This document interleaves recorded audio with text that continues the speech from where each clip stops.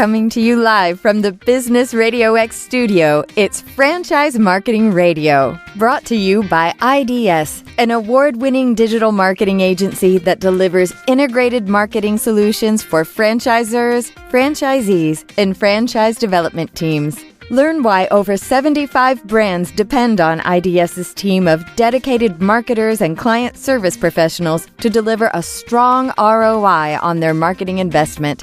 Go to idsfranchisemarketing.com for a complimentary digital audit and consultation. Hey, everybody. Welcome back to Franchise Marketing Radio. I'm your host, Rob Ganley, and I have a guest with me today, and I'd like to say it's truly an American brand, an American icon. I have Paul Martino. He's the president and COO of A&W Restaurants. So, Paul, welcome to the show, and thanks for being here. Thank you for having me. You got it. So, tell me a little bit. Obviously, this is a brand I think anyone would probably recognize in America and abroad, really. But tell us a little bit about, how you wound up here. And I know you've had a long career, but tell us your story in this business. Sure.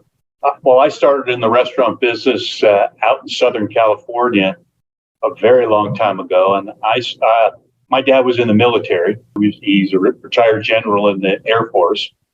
And I come from a family of 8 children, and I was the oldest. And when I got to, I guess, about 13 years old, my dad said, "Time for you to get out in the workplace." And so I went to work as a busboy in a restaurant out in Southern California that I could ride my bike to. Started as a dishwasher, worked as a cook, and worked in the restaurant business all through junior high and then high school and then through college. And once I graduated from college, I was working for an Applebee's type restaurant out in Southern California and went to work as a restaurant manager and worked for a fair number of brands, mostly in casual dining. And then in the early 90s, I was looking to get out of single unit management, multi-unit management, and went to work for A&W, I think in 1991, as a district supervisor out in Southern California.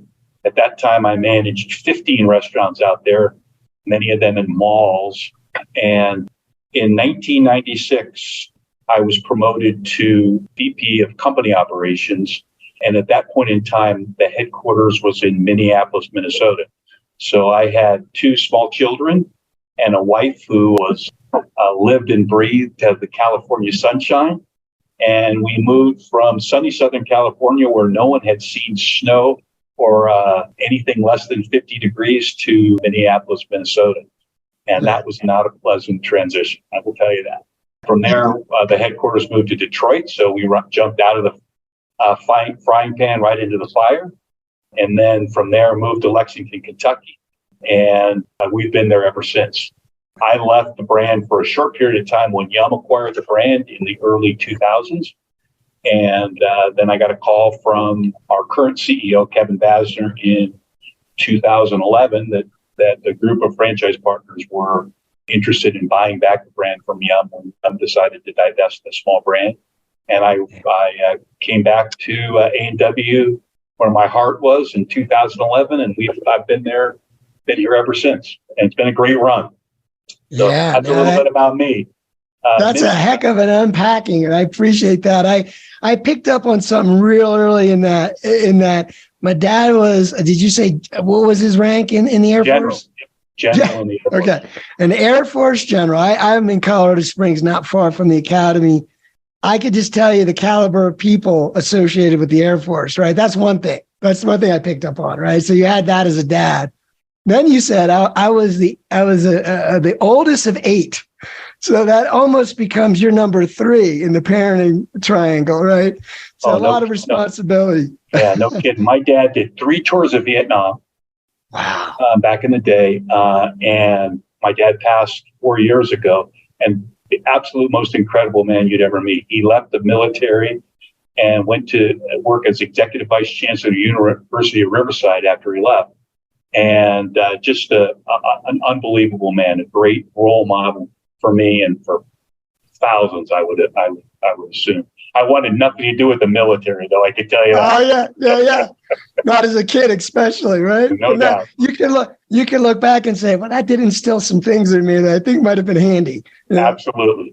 So that's pretty cool. Well, tell me a little bit about one of the questions I always like to zero in on. It's a marketing program. So with such an iconic brand, we kind of joked when we first talked, when I first met you earlier, about how, it's one of those brands where you just see it. And if we talked about how sometimes you get stopped in airports or different places if you got your logo on, and it's like people want to talk to you because it's like A&W, that's just such a cool thing. I love root beer. My kids love it. I have stories about it. But tell me a little bit about how a brand like that translates for a franchise investor or owner or a franchisee.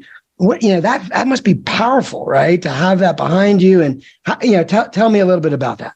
Well, I think that when we talk to prospective franchise partners, the first thing that comes up is a love for the brand. That's what brought them to the brand. And really, it's almost, you would think it would be that the unit economics would be first, but that almost comes secondary to everybody has a story. Talking to a prospective franchisee just a couple of days ago, I mean, they're talking about their grandma and their grandma taking them for root beer floats if they were good when they were at her house. And everybody has a story. So that passion for the brand really is one of the number one motivators that bring folks to us. And then it's like, well, how can I get on this ship? And what happens ultimately is, they start to look at the unit economics, which is very important. Then they start talking to some of our franchise partners, and so many of them are second and third and now fourth generation franchise partners that my great grandpa started this in the 50s, and we've just continued to carry the torch. And that's very, very powerful, very, very powerful, and a brand that's been around for 104 years. That's seen a whole lot of ups and a whole bunch of downs, but we, continue to prevail in a marketplace where everybody wants to talk about the latest and greatest that's out there. So, yeah. Your business model is just a down home. We all love it. Kind of, it's good food, good soda, all that. So, tell me a little bit. You had mentioned that, and I had learned about this as well, about how your brand was part of a larger group, and then then it got bought by a larger group, and then you divested from that, and now it's is it a public company or is it company owned? Privately held, and we're privately held with our franchise partners as our shareholders. Wow. So a very unique, very unique dynamic there. I get a chance to talk on some panels and I talk at some of my constituents out there in the world. And I talk to a Wendy's guy or a McDonald's guy, and I'm like going, yeah, we're owned by our franchise partners. And the first thing they say is, like, how does that work? And I can't imagine that it would work for anybody but us and a brand that's been around, as long as we have. We have a franchise advisory board that represent our ownership, and we sit around a table 4 times a year, and we talk about everything from standards to marketing to limited time offers to anything under the sun. And we lock arms together with that group and make decisions. So they represent our franchise community, which is very, very unique. It's not always, it doesn't always go swimmingly. But we almost always walk away with a one team approach. This is what's good for the brand. And we have folks on that franchise advisory board. There are a fair number of single unit operators. When they leave that meeting, they're working the cash register at their restaurant. And then there's a fair number of folks that are multi-unit operators that have a different vision. So we've got a mix of both. And quite honestly, that resonates with franchise partners our prospective franchise partners, wait, I get a say in how this works. And they really do. Each one of our franchise partners has a representative on that board. And I know probably many franchisors say this, but we really listen to the voice of our consumers. We have to. They own us. So it's very unique. How many pickles go on a hamburger? We can't make that decision corporately. We have to run that by our franchise advisory board. It's in their it's not only in their contract, but they're part of the ownership structure. So it's very unique. Yeah, it's extreme. I'm thinking to myself, it's like the board of directors. It's like they're the boss, and it's almost like when you were speaking earlier. There is no real way. I mean, sure, it doesn't always go swimmingly, as you say, but there has to be, no matter what, there has to be, in the end result, everybody is affected, right? Like you can't cut your nose off to spite your face. It's eventually you got to come to an agreement because everybody's affected. Everybody's in it together. It affects everybody. So that's amazing. Yeah, we talk about one very simple premise, and that's how can we week in, week out build profitable same-store sales. And every person in our company offices here, in our one team, and our headquarters here, are bonused and on that simple number. Can we grow year in and year out our profitable top line sales? And we put profitable in that same store sales numbers because so many of these franchisors, and rightly so, are about building the top line, and many times it's at the result is not necessarily helping the bottom line profitability of the restaurant. Right. The dollar menu, I'm pretty sure, has very thin margins attached to it. So we build profitable same-store sales. And over our 11 years, if you were a franchisor in 2012 when we acquired the brand, and you have that same restaurant now, you've seen about a 68% increase in your sales, which is unheard of in the industry. And that's some hard work from our franchise partners, our franchise advisory boards, to get us to that end. Yeah. So tell me a little bit about that. So you have a lot of locations. What are you up to now in terms of just total locations? We're in the high 500s, 560, 550, somewhere around that. Gotcha. And that's domestically. We have another 400 plus in Southeast Asia. Gotcha. So for you guys, the other factor you look at is resell, right? Like being able to resell existing locations, and obviously, I mean, is that a metric you're also looking at, or is there a lot of I guess blue ocean or a lot of territory still to be had? I would think. I mean, absolutely, and we were really very well positioned to start some real expansion right before COVID hit. And then things just shut down. When we acquired the brand in 2012 from Yum had a very different strategy for the years that they had it, and that was all about co-branding. How can you put two brands under one roof and drive top-line sales at many times at the expense of the bottom line? So we had to unravel that a bit when we acquired the business at the end of 2012, the end of 2011, beginning of 2012. And for the first 4 or 5 years, we focused on our existing base. Our CEO, Kevin Basser, and I visited about 220 restaurants in the first 2 years. And just what's happening out there? What can we do? How can we make things better? We after that divestiture from Yum. And we didn't look at any growth at all for the first 4 or 5 years, stabilizing the brand, getting on a track to grow sales, get some confidence in the franchise community.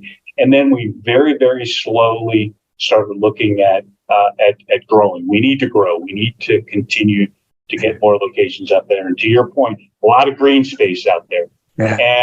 We were very, very well positioned. I think we had 30 plus agreements in place when COVID hit, and everything stopped.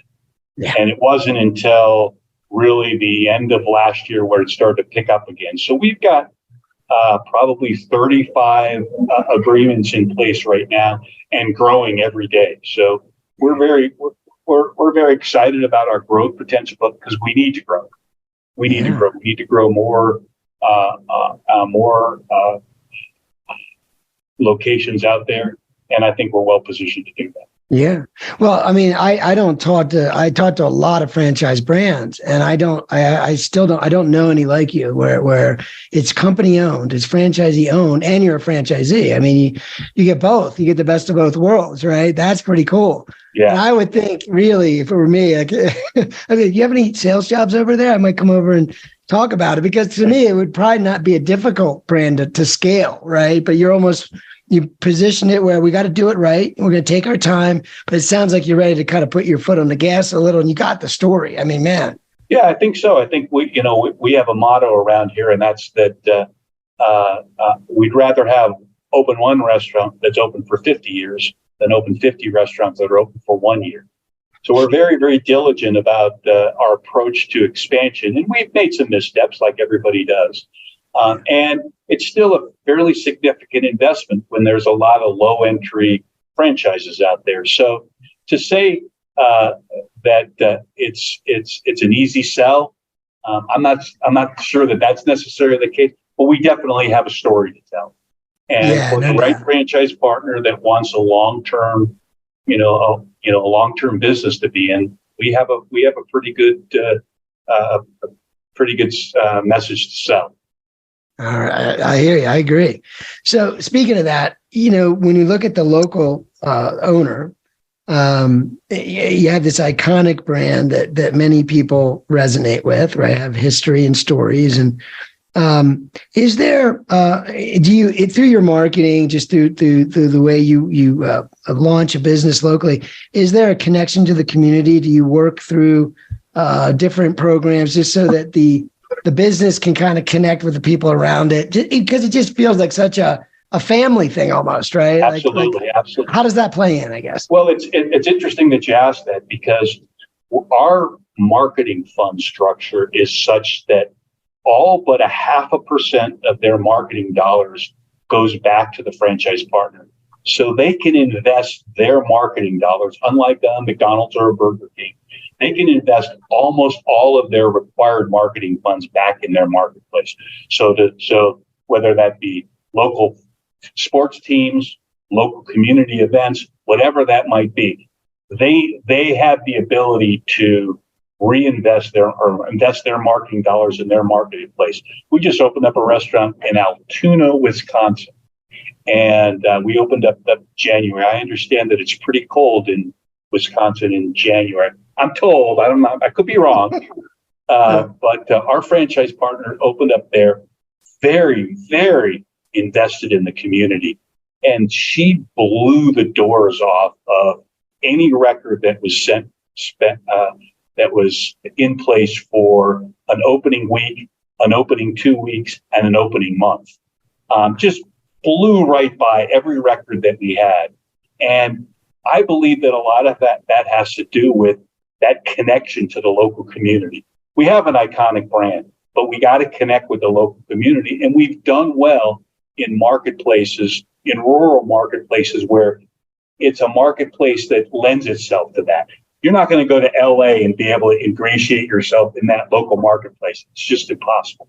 Trust me, I grew up close to there.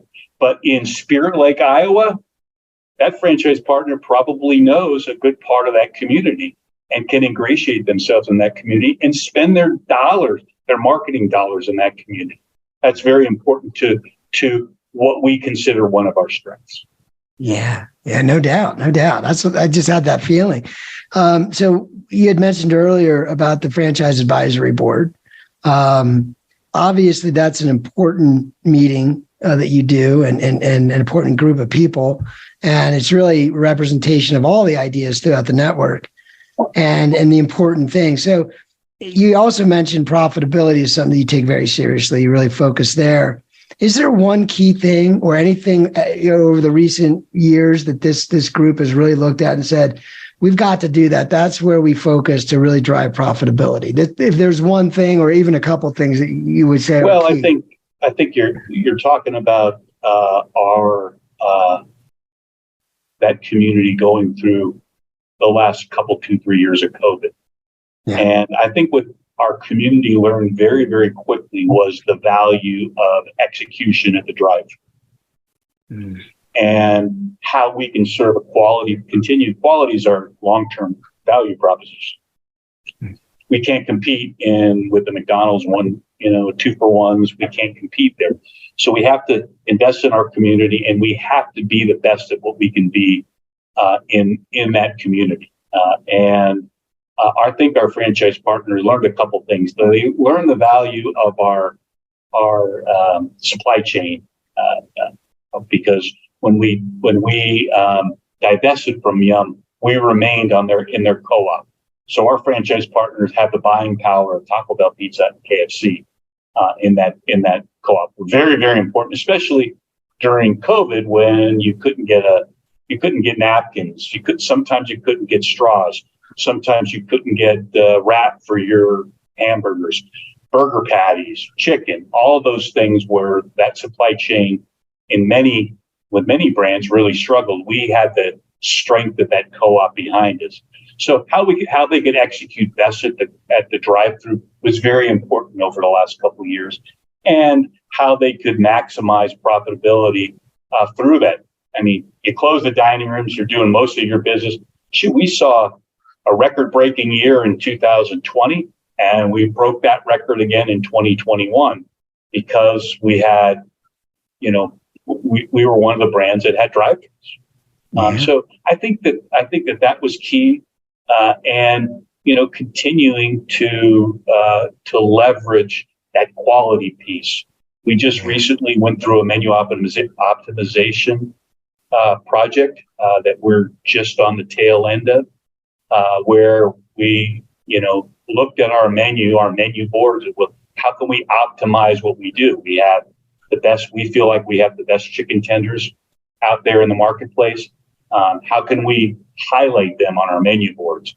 Same thing with our double burgers. We feel like we have a great product there. So how can we best put that face forward on our menu boards? And it's been very, very successful. So we continue to do that. Again, we have a 12-person advisory council. We have four on our executive advisory committee. We meet with those 4 folks once a week, every Monday, 11 o'clock for an hour. And we talk about, hey, Johnny in Franksville, Wisconsin had a problem with his delivery.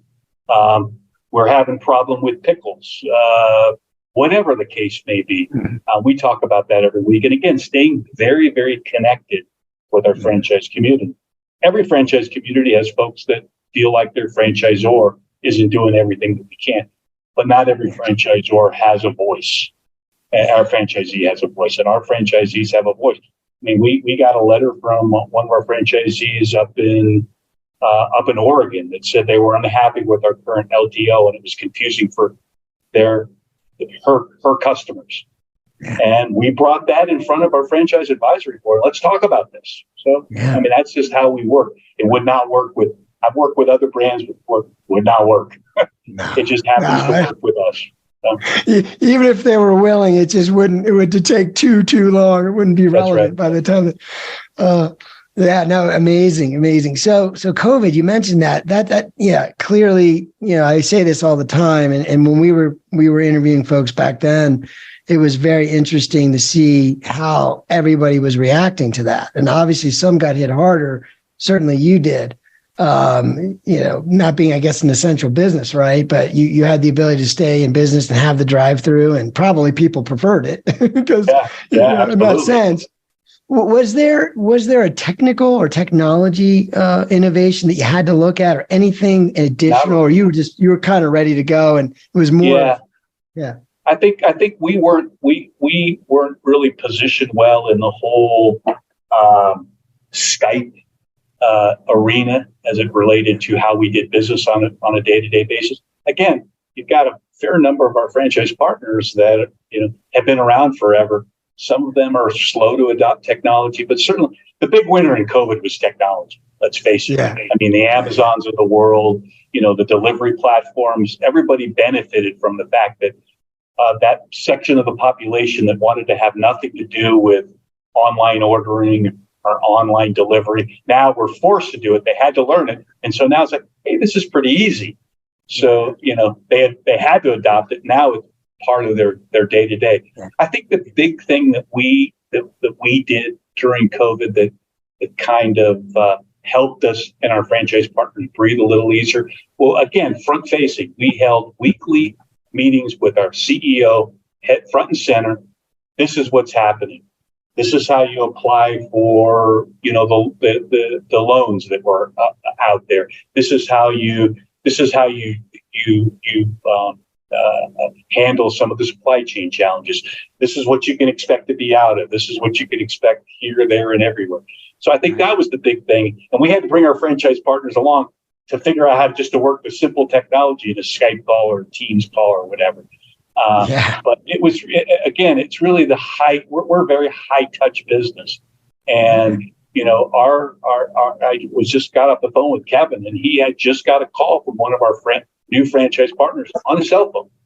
I mean, you think the McDonald's CEO takes a call from a brand new franchisee? I doubt it. No, I don't think so. But that one team approach, and I get calls from our franchise partners every day, all the time. And I know many of them, if not most of them, by on a first name basis.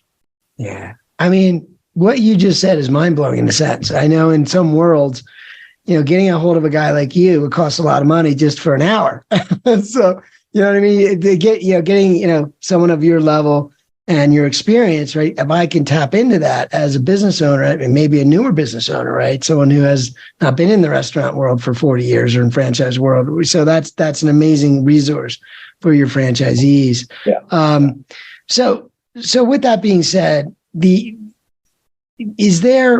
so when you first launch a local business, it sounds like community involvement, obviously the brand is very well known, community involvement, a good launch, right? Letting everybody know ahead of time.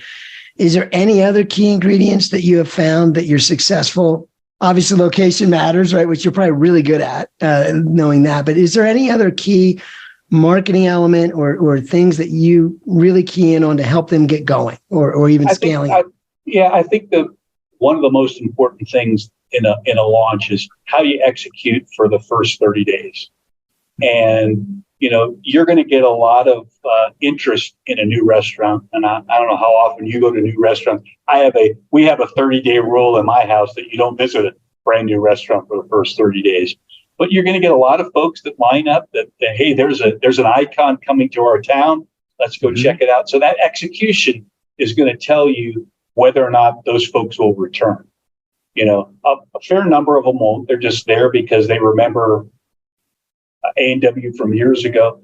But if you can execute well and get that customer, or that consumer, that guest to come back, that's super important. And we have continued to increase the amount of front-end training time, and most specifically, our people on site to help over the last 5 or 6 years. We started with 5 days, 7 days, 10 days, and we keep increasing that so that we can help those franchise partners execute those first and make the best first impression that they can. Yeah. No matter how well ingrained you are in the community, let's face it, if John over at the bank that you happen to know by first name comes in, has a horrible experience, he may or may not share that with you. He just won't come back. Yeah. He'll find another place to go. So I think execution is key, especially in small communities, because while social media has really evolved over the last 10 years in terms of sharing experiences, or somebody that I know comes and I go out to dinner with them, they say, hey, make sure you don't go there. All the social media in the world is not going to convince me to go if my friend says I shouldn't go. Right? Yeah, no doubt. Yeah, it's very much marketing in a sense for a business like yours is just by example almost, right? Yeah. Give them what they expect, do it well, and they're going to keep coming back and tell their friends, and that's a powerful marketing effect right there. Absolutely. Well, listen, I appreciate your time today. I'd like to wrap the call up by just asking you, is there one thing that you're still, you kind of manage your team by, or it gets you up in the morning and, it's a principle or an idea, something that you might think might help the audience. Anything you want to leave with the audience? Well, so my youngest daughter is a influencer, and she lives in New York City. Unbelievably successful. I mean, I boggle at the amount of money that she makes at 31 years old.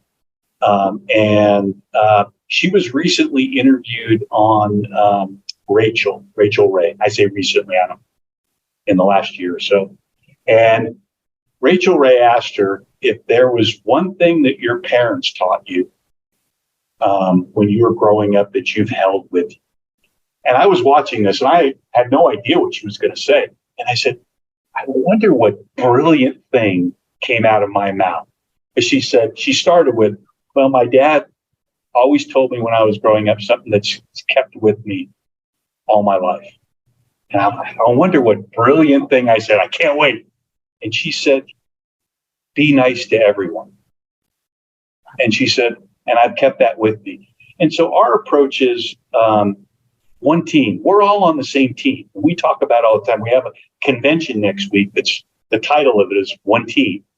And it's like, we're all on the same team. Or our franchise partners own us, but more importantly, they write our paychecks. So we're all one team. So we have to, some people we get along with better than others. But at the end of the day, be nice to everyone. We're all on the same team. So that's really it's a simple message, but it makes a lot of sense, especially in an environment like we find ourselves in today, where everybody seems to have a problem with somebody else. So we can all learn to just be nice to each other. And I think it's amazing. Your political beliefs, your religious beliefs, whatever that might be, doesn't mean you can't be nice.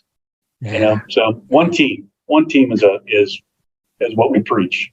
We're all humans, then we're all Americans, then we're all maybe on the A&W team, but that works better. Life works better, right? Absolutely. That must have been an interesting reaction for you. I think that's an amazing answer. It was. That's a very sweet answer. But it was. I was telling my wife. I said, "Did you see here?" She goes, "No, I didn't." So we're playing it, and I paused it. I go, "What do you think I was going to say?" She goes, "No telling what's going to come out of her mouth of what came out of your mouth." I go, "Well, it was brilliant. I'll tell you that." Yeah, the simplest things in life really are. So I appreciate you sharing that. That's why I like to ask it, because I always get really good ones, and that'll stay with me. That'll stay with me. I appreciate it, Paul. Is there a website where some potential interested maybe new partners could go and learn more? I bet you if you type A&W, you'll find it instantaneously. We're right at the top of the search list. We have our public-facing website, and then that leads you right to our franchising website, or vice versa. Right. And we get unbelievable amount of action on our consumer-facing website for sure. Yeah. Gotcha. All right. Cool. I appreciate it. Again, it was great having you on. Absolutely. Great talking to you. You got it. All right. Bye for now. Take care, man. Thanks.